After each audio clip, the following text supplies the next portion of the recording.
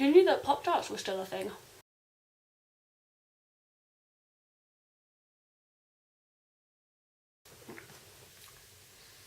Good day, plate readers. Today I'm going to be fully reviewing 2 books for you.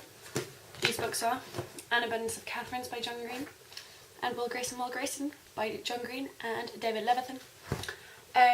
Very John Green heavy, but kind of fitting with the theme, as you may see from the post behind me. I went to the John Green The Fault in Our Stars live tour, which was amazing, and now I have a signed poster and a copy of Will Grayson that is signed not only by John Green but also by his brother Hank, although not David Levithan. Kind of ironic, but they were really cool guys. It was really cool to meet them. I know some of our viewers will be meeting them on Thursday, so have an amazing time. I totally wish I'd taken my Men of YouTube calendar with me to get them to sign that. That would have been awesome. I completely forgot.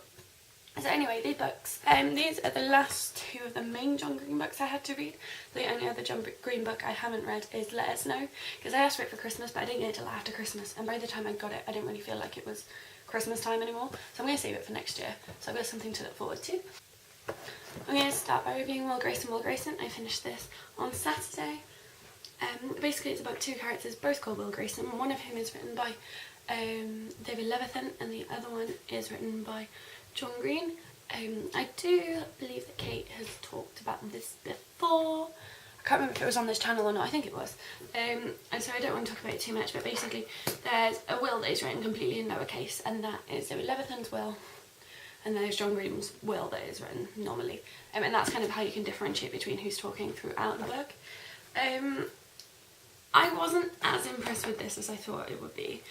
The thing is, I kind of fell so in love with John Green's parts. I just felt like it was incompatible with David Levithan's parts, and I can see how the 2 characters are really well developed, but I just didn't get how they coincided, and I felt that a lot of the links between them were quite tenuous. And so I think it was really cool that they had a go at writing a book like this, and it was really inventive and creative, but I don't necessarily think it worked. It would be cool if you guys could let me know what you think about that in the comments.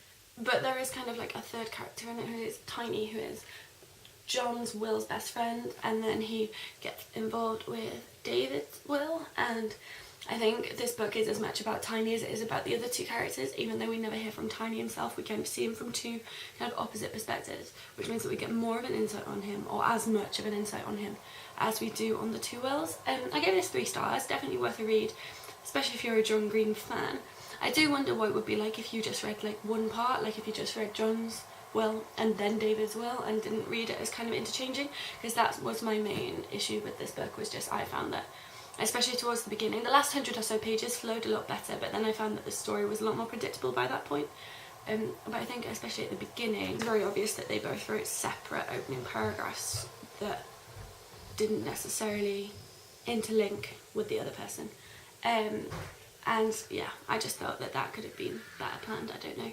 I'm not a writer, but that's just kind of how it came across to me.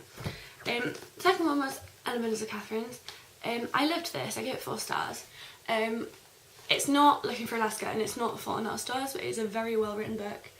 Really well developed characters. I think because it had been so long that I'd heard about this book but never actually read it, and I kind of avoided looking into what it was about more than just the fact that it's about a guy who dated loads of girls called Catherine, and he's kind of like a bit of a genius, and so he was trying to plot graphs of them.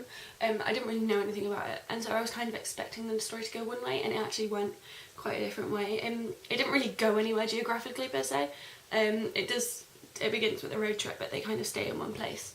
And so I kind of felt the story was a bit limited by that, but I do really like the character development in this. I think the relationship between the guy, what's his name?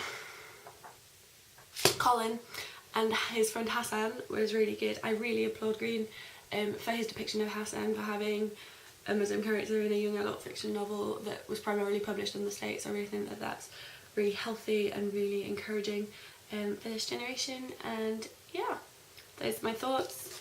My to-read list and my currently reading list are ridiculous. My Goodreads is as always linked below, so you can have a nosy at that if you are remotely interested. So it's kind of a bit of a mess, my reading life at the moment. But I'm nearly finishing. Look how many turned corners there are. I've nearly finished Red Heat for my dissertation, but I've got so much more dissertation reading to do. It's a little bit scary. But otherwise, I'll be back up with another video in 2 weeks. DFTBA and Holly will have a video up on Wednesday. Bye!